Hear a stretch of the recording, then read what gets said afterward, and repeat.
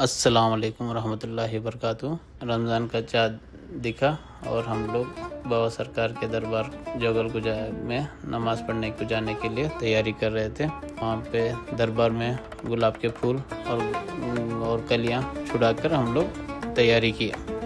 गुलाब में थोड़े बहुत ख़राब गुलाब थे, वो सब निकाल के पूरे साफ़ करके हमने गुलाब को पूरा तैयार कर लिया।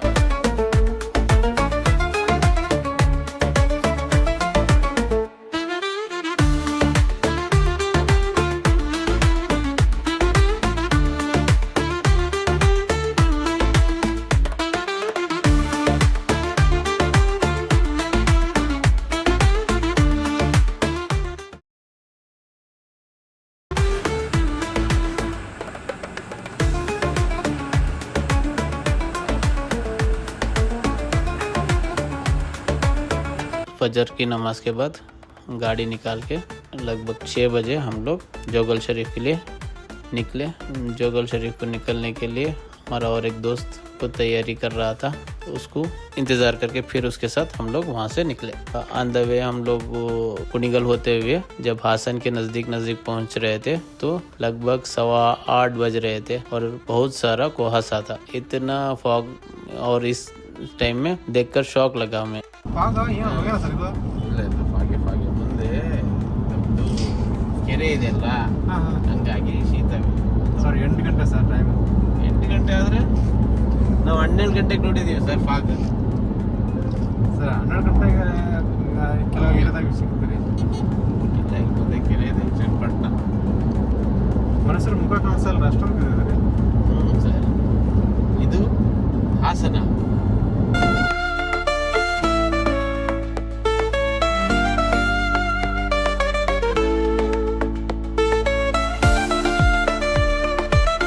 लगभग 9 बज रहे थे तो हमने ऑन द वे हॉलीवुड के पास नाश्ता कर लिया कि नाश्ता नहीं किया था और जोगल पहुंचेंगे तो लेट हो जाएगा करके हमने नाश्ता करके यहाँ से निकल गए।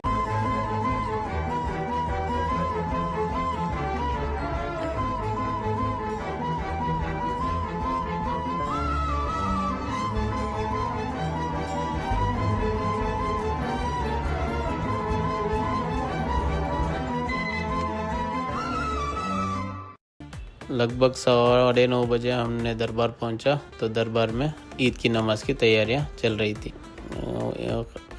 खिदमत गुजार सब लोग मिलकर वहाँ पे टारपल बिछा रहे थे नमाजियों के लिए और नमाज के तैयारियां चल रही थी। लोग सब आ रहे थे तो वहाँ के जो खिदमत गुजार हैं जोगल शरीफ के, सब लोग अपना जल्दी टारपल और उसके ऊपर नमाज के लिए तैयारी कर रहे थे। उसके ऊपर ये जो कालीन है, कालीन बिछा रहे थे।